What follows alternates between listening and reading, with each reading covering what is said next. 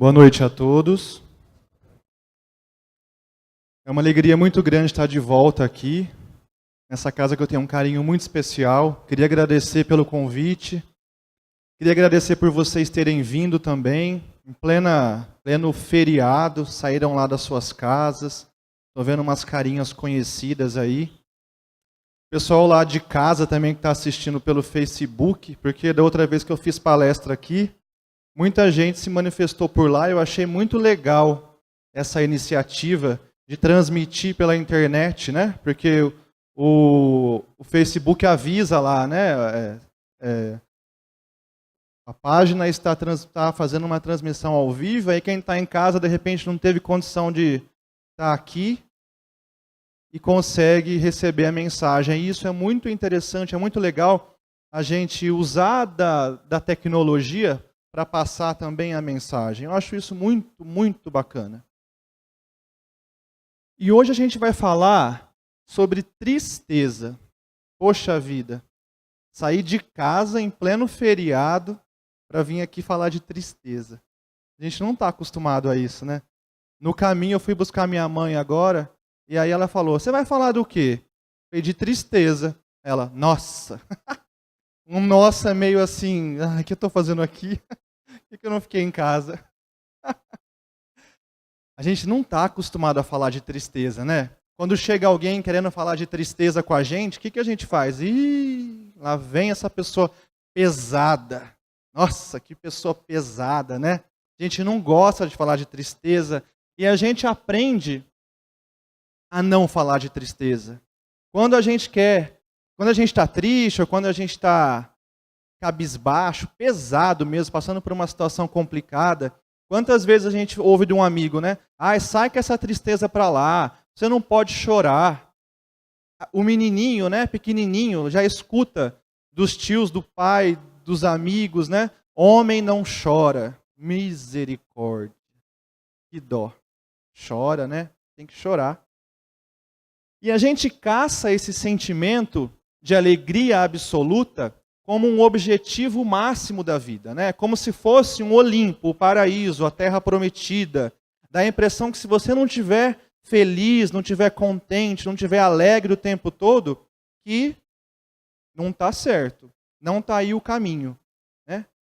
A tristeza, ela é um convite para o nosso autoconhecimento, mas a gente não tem essa noção, né? A gente fica só caçando a alegria, caçando a felicidade. Aí você vai lá, abre a revista, o seu computador, o seu celular e dá de cara com essas coisas bonitas. Olha lá, o Neymar, né, ganhando. Eu não sei nem mais quanto é que o Neymar ganha. Acho que já virou algo que é estratosférico. É assim que fala? É? Estratosférico, é isso? Uma coisa muito grande, né? Ganha muito dinheiro. Aí tá lá na capa da Time, tá na capa de todas as revistas. Quando ele foi assinar o contrato lá com o Paris Saint-Germain, saiu em tudo quanto é lugar. Aí o pai vira pro filho e fala, lá, eu quero que você vire um jogador de futebol. E o coitadinho não tem talento nenhum para ser jogador. E agora? Decepção. Minha mãe, quando eu falei que eu queria jogar futebol, acho que ela deve ter pensado, futuro garantido. Comprou todo o, coitada, como é que fala? O uniforme, camiseta, short, meia, um negócio de pôr no pé, chuteira. Coitada, tudo errado, não jogou nada. Ruim, ruim.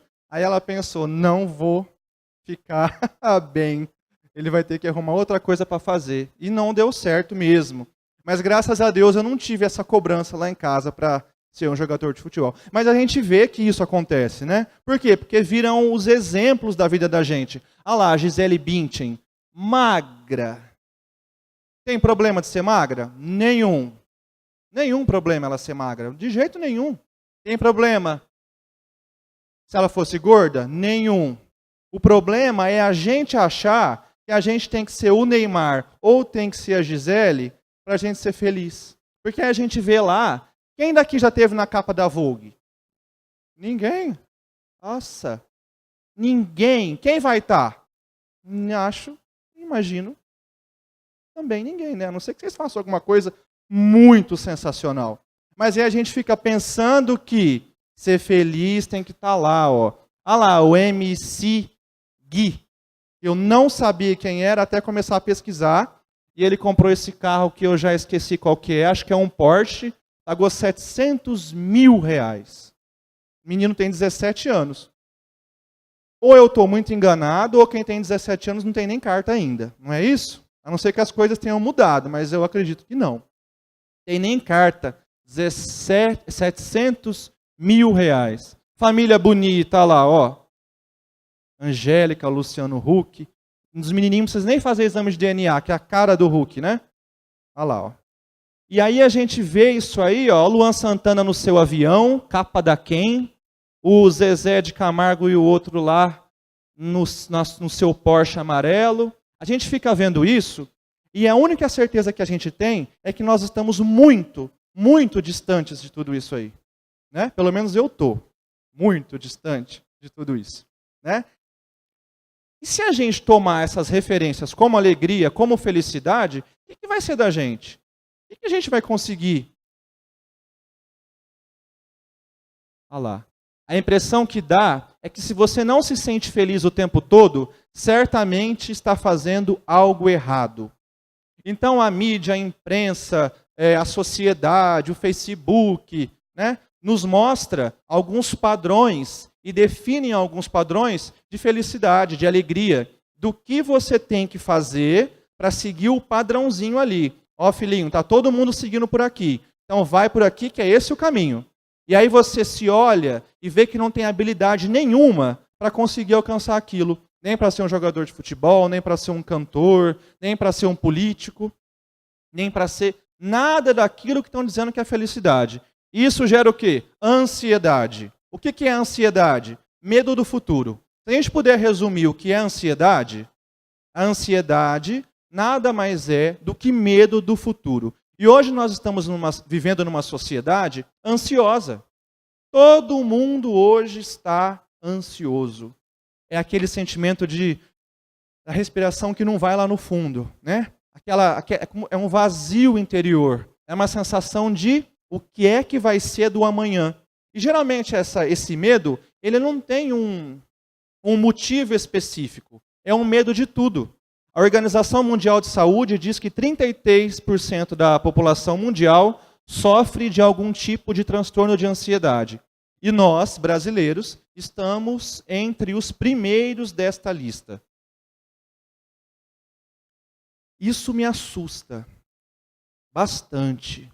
Cresce cada vez mais o número de crianças que tomam antidepressivo. Sentimentos de ansiedade, tristeza, angústia estão mais comuns nos pequenos e elas, as crianças, não receberam a estrutura emocional para lidar com isso. Vários fatores influenciam esses números. A pressão da sociedade, o bullying e principalmente a inserção de crianças despreparadas emocionalmente no ambiente online tem contribuído para o crescimento de crianças sofrendo com problemas de depressão. Hoje em dia, a gente acompanha alguns dados aí e a gente vê que a molecada está crescendo com muito problema da coluna. A gente imagina que no futuro nós vamos sair dessa posição e vamos começar a ficar assim, por conta dos celulares. Isso não é brincadeira, isso é muito sério. A gente vê a molecada hoje de 3, 4, 5 anos com o celular na mão. Se você deixa o seu filho fazer isso, você está cometendo algo muito errado. Por quê?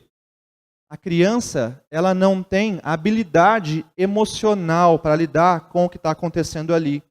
A gente vê que tem lá o videozinho da Peppa, que essas crianças gostam, e de outros personagens infantis, e a gente tem percebido aí que algumas pessoas maldosas colocam cenas inadequadas no final desses vídeos, para essas crianças assistirem enquanto os pais não estão vendo.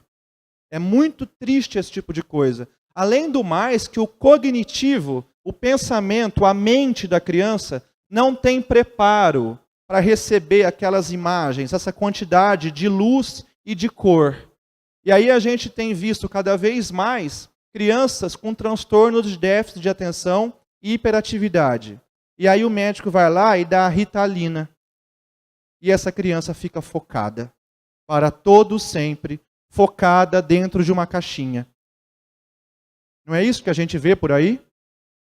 Quando eu falo a gente vê por aí, parece que está tão distante, tão longe da gente, mas não está. Isso está lá dentro da sua casa. E aí para a criança ficar quietinha, ficar em silêncio porque você está com visita, ou então porque você quer ficar no seu celular, vendo as suas coisas, respondendo as suas mensagens no WhatsApp ou no Facebook, você entrega um celular para a sua criança também. Porque no celular ela fica quietinha. Olha, ela é tão bonitinha, fica quietinha. Você dá um celular, ela fica bonitinha ali. E a criança já nasce com o dedinho, né? Já sabe passar. A gente vê aí tanta gente, né? Às vezes a gente mesmo tem dificuldade de pressiona demais ou pressiona de menos, quer ir para um lugar, vai para o outro. Às vezes eu tomo uma surra do meu celular. E o molequinho lá, 1 ano, 2, 3, já, dedinho já sabe o que vai fazer. Já nasce com aquilo. Mas isso não quer dizer que tenha habilidade, que esteja preparado, que essa criança esteja pronta para lidar com aquelas informações, né? E aí a pergunta é: o que será que o seu filho olha no seu celular e na internet? Outro dia, eu estava olhando o celular de uma criança, que eu não sei por qual motivo chegou até mim, que eu não lembro agora, e aí me mostrou essa imagem aqui, ó, que bonito. Tá vendo que esse menino está com o celular, né? Agora a gente vai colocar uma lupa para ver o que é que ele está vendo. Não é assustador? Essa é uma imagem que correu pela internet. A um adulto, uma pessoa habilitada, ou seja, fez um desenho, ó. Você está vendo que é um desenho de uma criança. É uma criança, um adulto que sabe mexer com um programa de computador, que tem a habilidade de desenhar, fez este desenho, criou este personagem, ensinando como se enforcar passo a passo. Aí, você está lá, muito preocupado com o seu Facebook, com as notificações, com quantos likes a sua foto do dia recebeu, e o seu filho está aí, planejando isso. E ele não precisa nem planejar mais, porque teve um pequeno monstro que fez esse desenho para ele, ensinando ele a fazer isso passo a passo. Olha lá. Aí a criança, eu vou até passar para não deixar isso aqui por muito tempo, porque como fica lá no Facebook, de repente tem, né? Seu menino lá, pequeno, que teve uma cobrança de ser um jogador de futebol, a sua menina que teve uma cobrança de ser modelo, né, de ser o melhor da classe, de ter que tirar ótimo parabéns o tempo todo, de ser o melhor aluno, de passar no vestibular, ele olhou para a vida dele e falou: eu não tenho habilidade para ser nada disso aqui. Eu não sei ser magra para ser modelo, eu não tenho habilidade com o jogo de futebol, eu não tenho habilidade nenhuma dessas que a sociedade me impõe, ou então eu sou esquisito na escola. Eu era tão esquisito na escola, gente, vocês não têm noção. Lá na minha escola, meu apelido era Bob, do Fantástico Mundo de Bob, aquele menininho magrinho e cabeçudo, era eu. O Bob, o Bob, o Bob. Isso foi um drama na minha vida, coitada da minha mãe. Né? Para eu aceitar esse Bob, né? Aceitar que não tinha mais como, que era cabeçudo mesmo. Né? E a molecada né? É ruim. Não tem jeito, não é que é ruim, né? É assim mesmo, a escola é isso. Né? Um põe apelido no outro e assim vai. Só que eu só fui perceber isso agora, depois de adulto. Quando a gente senta com os amigos da turma lá, da época, e aí todo mundo tem alguma reclamação de alguma coisa. Um porque era alto demais, outro que era magro demais, outro porque tinha um nome esquisito, e o meu era ser cabeção. Não tem problema, já foi. Não tem problema hoje, mas na época isso causou muito estresse. Né? E aí, ó, essa criança vê lá que está totalmente desabilitada, totalmente não consegue fazer nada daquilo que a sociedade impõe, o que vai fazer? Eu não tenho por que estar aqui. Eu quero acabar com esse sofrimento. Eu vou dar um fim na minha vida. Nossa, que palestrante pesado. Ficou falando de que criança vai fazer suicídio e faz. Se a gente não quiser falar disso, a gente precisa, não pode até não falar, mas vai continuar acontecendo. Você pode até se negar. Você pode falar que o palestrante é louco, que falou de tristeza, que falou de suicídio com crianças. Você pode falar que isso é um absurdo, né? Só que vai continuar acontecendo. Os números vão crescer cada vez mais enquanto a gente estiver virando as nossas costas para esse tipo de coisa. Enquanto a gente estiver achando que é tudo muito lindo e maravilhoso e que você pode sim colocar o seu celular na mão do seu filho, ou então, eu estou dando um exemplo de celular aqui, gente, mas não é só isso não. A pergunta que eu faço é, onde você estava quando isso estava acontecendo? Onde você, pai, mãe, tio, tia, amigo, porque isso não é papel só de pai e mãe. Isso é papel do professor, é papel do amigo que está do lado, é papel de todos nós que estamos acordados, né? E não basta estar de olhos abertos. A gente tem que estar acordado para a vida. A gente precisa acordar para a vida e olhar para frente, para trás, para os lados e prestar atenção no que é que está acontecendo à nossa volta. Aquela criança que chegou triste e você olhou para ela e falou assim, para de fazer drama, moleque, vai para o teu quarto. Será que você ouviu o que essa criança tinha para dizer? Vamos abrir um pouquinho mais. Será que você está ouvindo o que o seu companheiro está te falando?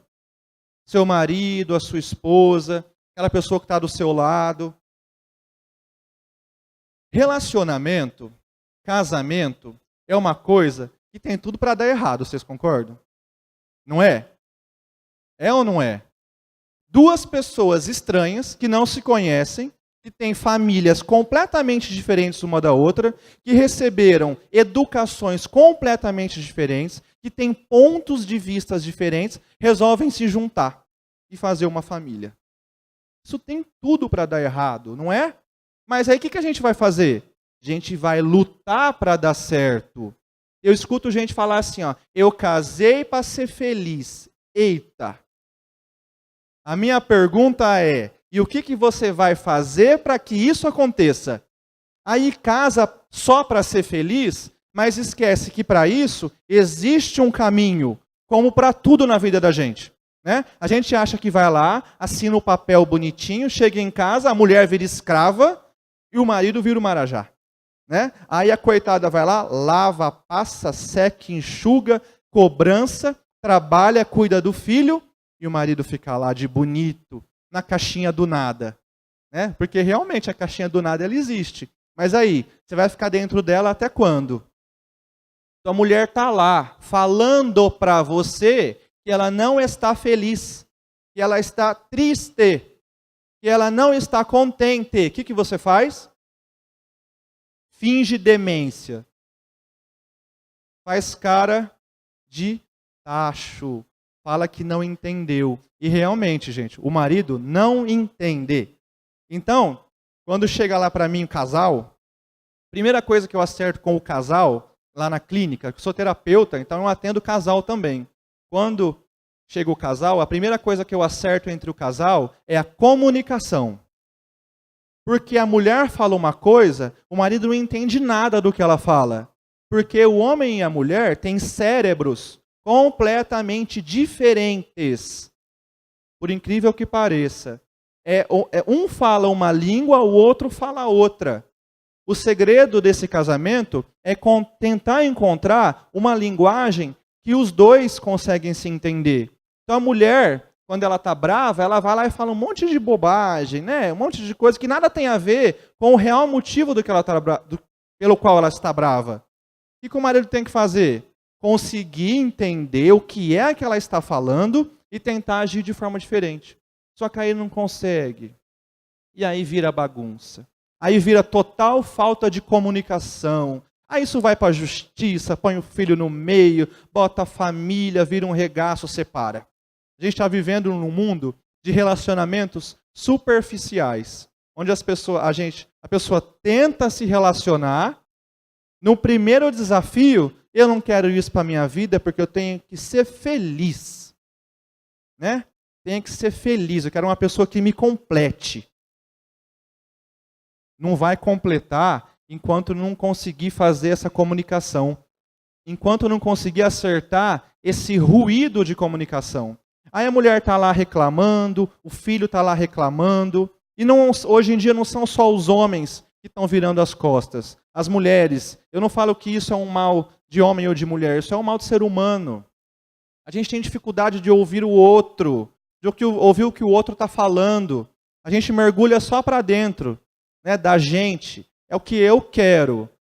O que eu posso. É o que dá para eu fazer.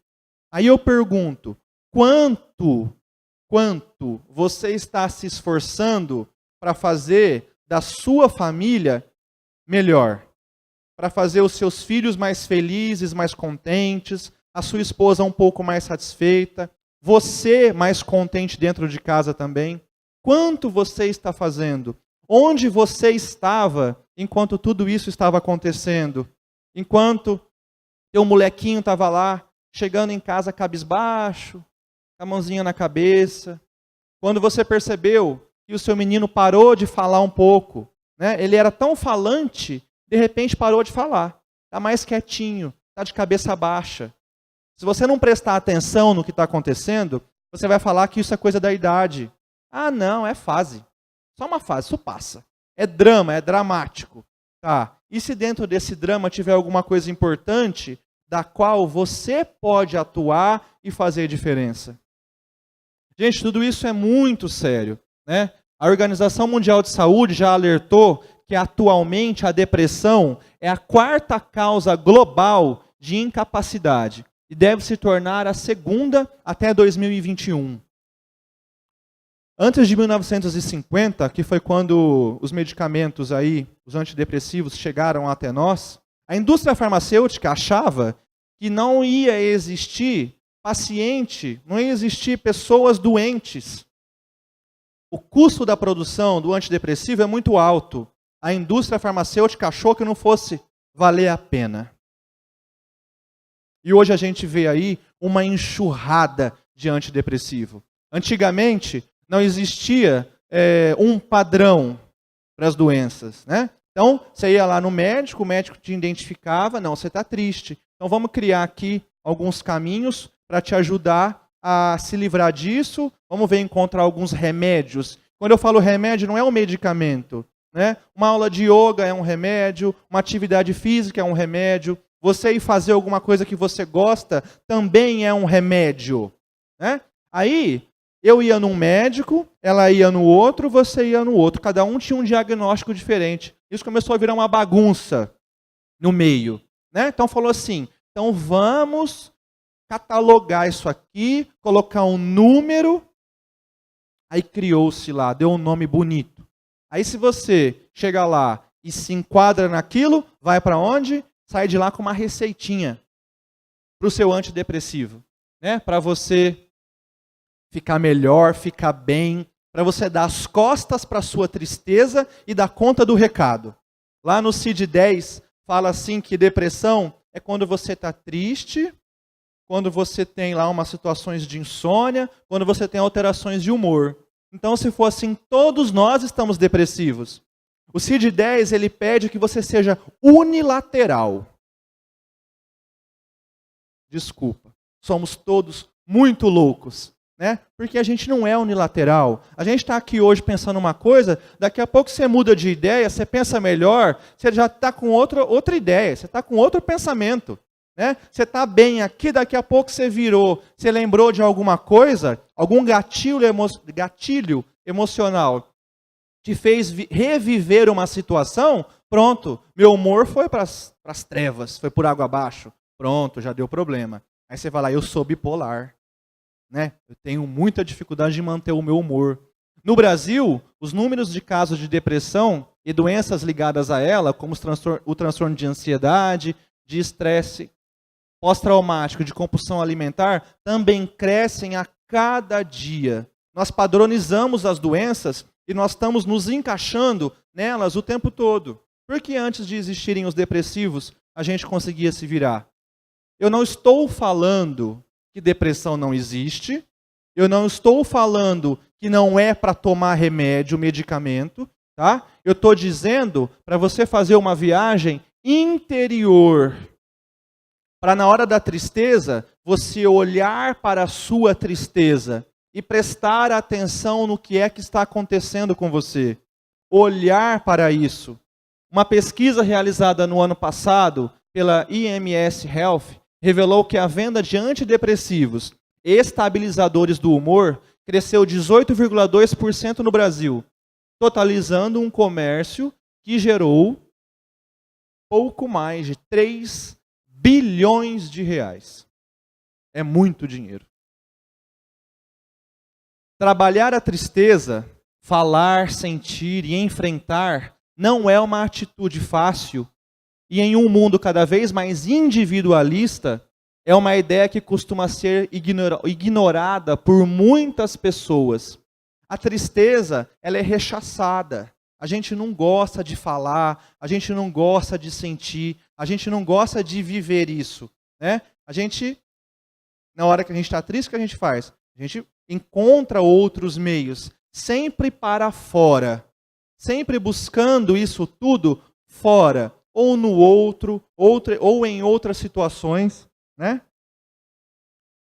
A tristeza, ela deveria funcionar como um luto necessário para que a pessoa aprenda com as adversidades ou escolha um novo caminho a seguir.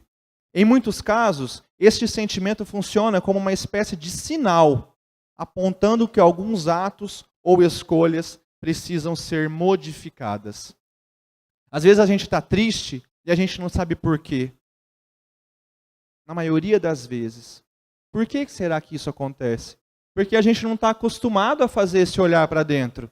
Né? Às vezes você passou por uma situação de abandono lá na sua infância, de rejeição, os pais foram embora, te deixaram com alguém, né? Ou qualquer outro tipo de rejeição, aí você não trabalha isso e toca a tua vida, vai levando, chega lá na frente, você passa por um outro abandono, por outra rejeição, você vive tudo aquilo de novo, o que você viveu com os pais. Né? Toda a tristeza, todo aquele abandono, você revive no seu próximo abandono. E quantas vezes a gente é abandonado na vida? A gente é abandonado muitas vezes. Né? Por quê? Porque nem sempre, quer dizer, a maioria das vezes, a vida ela não vai fazer aquilo que você quer. Será que já deu para perceber isso? Já, né? A gente faz o nosso script bonitinho. Amanhã eu vou acordar, vou fazer isso. Amanhã você acorda, sai tudo do eixo e você tem que lidar com aquilo.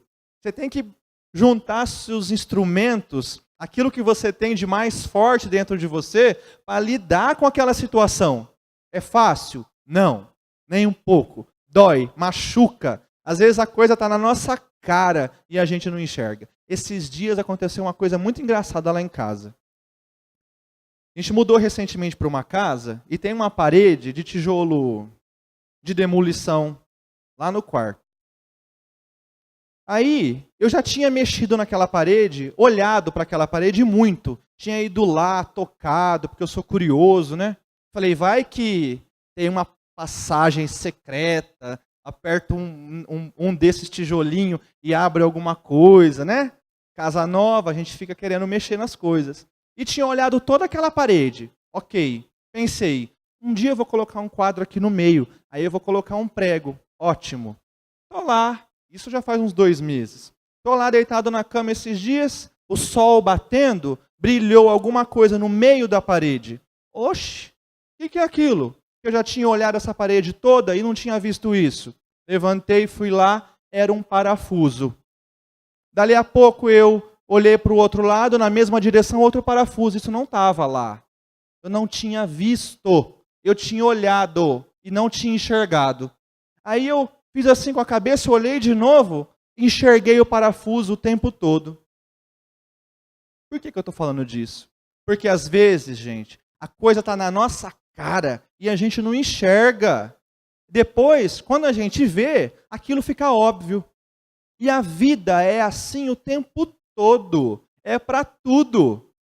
Né? O prego lá, o parafuso, sempre esteve lá. Provavelmente eu passei a mão nele e não enxerguei, não vi. Depois que eu enxerguei, eu não parei mais de ver, né? Depois que se desvenda, o que eu estou querendo dizer com isso? Depois que as coisas, os sentimentos, as emoções, elas se desvendam para a gente não para mais de enxergá-las. Ou seja, vamos olhar, vamos passar a mão nos seus parafusos, nos seus pregos, para ver quanto de dor tem aí. E quando eu estou fazendo esse convite para você, eu não estou falando para você ficar lá no canto, chorando, depressivo, triste. Se for preciso, fique. O quanto de tempo for necessário, mas não uma vida inteira. Olha para aquilo, olha para a tristeza. Ok, fui abandonado pelo meu pai, fui abandonado pela minha mãe. O que eu vou fazer com isso? A vida está aí, ó. A vida está aí, te empurrando, né? Porque a vida não para. A vida ela é excesso o tempo todo. É uma energia que flui. A gente vive em ordem e caos o tempo todo, né? A natureza está aí, ordem e caos o tempo todo. Né? Por que a lua não cai em cima da gente? Porque existe a ordem e o caos. O tempo todo essa energia está fluindo. Né? A vida ela está te empurrando. Ela está te empurrando, te levando para frente. Não dá para parar. Tá? Não dá para parar. Se você for chorar, chora, mas chora andando. Né? Já pensando o que você vai fazer amanhã. Tá? Aí, se você negar, você vai jogar para debaixo do tapete. Isso vai despontar em algum outro lugar, em outro momento. E aí? Provavelmente vem mais forte. Freud fala assim, que quando você pega um sentimento desse e guarda ele, né, é como se você pegasse uma mola. Imagina aqui comigo, imaginem, uma mola. E eu estou com essa mola aqui no meio dos meus dedos. E eu aperto, aperto, aperto, aperto. Vai chegar um momento que vai acontecer o quê? Meu dedo vai cansar, porque eu não vou ficar aqui uma vida inteira. E essa mola, ela vai pular. Mas ela vai pular tão longe que é capaz de eu perder essa mola de vista. É assim que acontece quando a gente não olha para os nossos sentimentos. Quando a gente não olha para as nossas emoções, para as coisas que aconteceram com a gente. Estava falando de abandono de pai e mãe.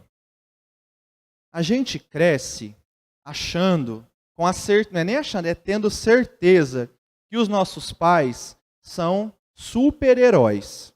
Né? O pai é o homem mais forte que existe na face da terra, o mais correto, o mais honesto, o mais brilhante. A sua mãe é a Mulher Maravilha. O seu homem o seu pai é o super-homem e a sua mãe é a Mulher Maravilha. A incrível, a sensacional, a mais honesta, a mais decente, aquela que não trai, a santa, né, a maravilhosa.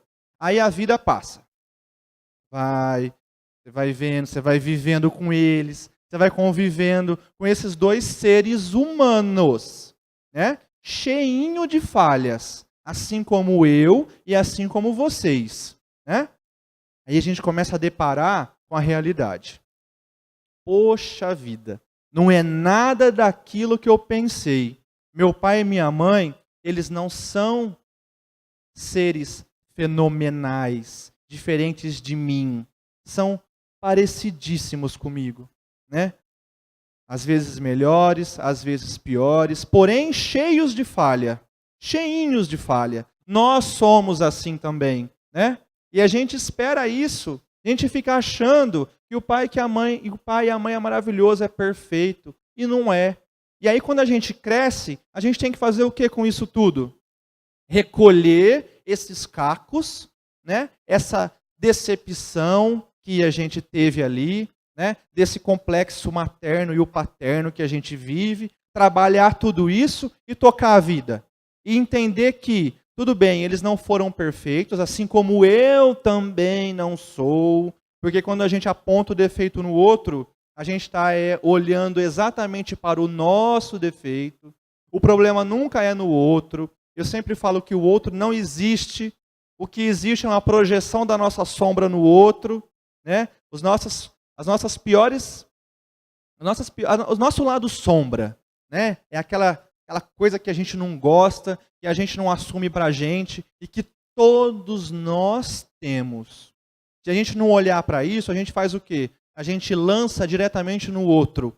É aí quando a gente chega numa pessoa, né, um amigo novo, você fala, não fui com a cara dele.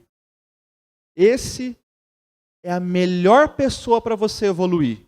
Por quê? Porque se você não foi com a cara do outro gratuitamente, alguma coisa tem aí. Alguma coisa sua, de pior sua, você está vendo nessa outra pessoa. Ela é muito invejosa, detesto gente invejosa. Quem é esse invejoso dentro de você que está apontando o outro? Então, usa o outro como reflexo, como espelho, para o seu crescimento, para a sua evolução. Né? Vamos usar o outro para aprender. Quando eu falo usar, estou querendo dizer você fazer um estudo, um pensamento, um mergulho dentro de você mesmo, né? Para crescer de acordo com o que você acha da outra pessoa. Às vezes, o próprio caminho para um momento feliz precisa passar por algum tipo de provação ou sofrimento. Nesse momento, a tristeza, além de ser um indicador para as pessoas próximas de que você precisa de ajuda, alimenta um outro sentimento válido e necessário, a esperança. Espera aí, quantas vezes você tinha um plano, aquele plano não deu certo, e lá na frente você percebeu que aquilo que aconteceu foi o melhor que tinha que acontecer? Né? Será que, eu usei o exemplo da criança abandonada, se você foi uma criança abandonada, será que se os seus pais tivessem cuidado de você, será que você seria melhor? Será realmente? Será que o que aconteceu não foi o melhor que tinha que acontecer? E o que você faz quando está triste? Olha lá, ó. Vamos para a balada, vamos para a festa, né? Vamos curtir, muita luz, muito som. Olha lá, ó. A gente vê demais, né? Vamos para compras, vamos comprar. Né? Olha lá, para fora. A busca ela é exterior. Existe um mercado aí querendo que você não faça um mergulho interior. Existe um mercado poderoso que quer ganhar muito dinheiro. Se você não fizer o mergulho interior para dentro de você, você vai para fora. Você vai buscar isso para fora. Onde? Na balada, na compra, na droga, na bebida. Né? O cara está lá cansado da vida, triste, decepcionado, preocupado porque tem que pagar o aluguel no fim do mês e não tem grana. Né? O que ele faz? Vou pro bar. Ó, faz janta aí que eu vou pro bar. Por que não chega lá na mulher e fala, amor, tô tão preocupado, tem que pagar o aluguel, sexta-feira, e tem só metade do dinheiro. O que nós vamos fazer? Ele não está cobrando ela, a ajuda. Está falando, está colocando para fora. E a falar, colocar para fora, ameniza as dores da alma. Vai resolver o problema do aluguel? Não. Vai ter que ralar. Alguma coisa ele vai ter que fazer. Vai ter que ralar de qualquer jeito, a gente sabe como é que é. Mas falar tira a gente da tristeza. Então fala. O marido aí, homem, olha, como o homem é difícil. A gente é difícil. A gente não fala. O homem não fala. Eu estou vendo as carinhas das mulheres assim, ó. Felizes porque eu estou falando isso, né? Vocês são terríveis. Homem não fala, homem tem dificuldade de pôr para fora, de falar que está triste. Né? Hoje eu estou triste. Lá em casa eu falo para minha mulher, eu falo assim, eu estou de TPM hoje, hein? Hoje, olha lá, ela fez assim com a cabeça. Né? Não é assim que acontece? Às vezes a gente não acorda meio virado, né? Não sei o que acontece, ou não dormiu bem, ou sonhou com alguma coisa que nem lembra. Né? Aí acorda chateado, triste. E você sabe que se ficar falando demais, ficar dando muito problema ali, já vai ter uma briga depois. Então, você percebeu, você é homem, percebeu que não está num dia bom? Avisa lá em casa, fala, ó, mulher, hoje eu tô chato. Você me ignora hoje, viu? Você não liga para mim, não. E se você percebeu que tá chato, tenta não colocar muita atenção, não colocar muita lupa nas coisas que você está pensando. Porque quando a gente está assim, a gente fica intensificando as coisas, né? Vem aquele sentimento de... A gente fica persecutório. A gente acha que tudo é pra gente. Olha lá, olhou torto pra mim, não sei o quê. Aí já começa a virar confusão. Aí, ó, vai pro bar, pra bagunça. Longe de querer ser masoquista ou procurar situações desfavoráveis para dar uma de coitadinho e de sofrer. O que eu estou querendo dizer com isso? É gostoso ser coitadinho. É gostoso, né? A gente gosta, se coloca nessa situação e as pessoas vêm dar atenção. Cuidado com isso, né? Mas precisamos aprender a curar as nossas feridas, manter o luto e levantar-se sozinho depois de uma queda. Porque eu vou falar uma coisa para vocês. A vida, ela é feita exatamente de momentos alegres e tristes. Isso é um fato.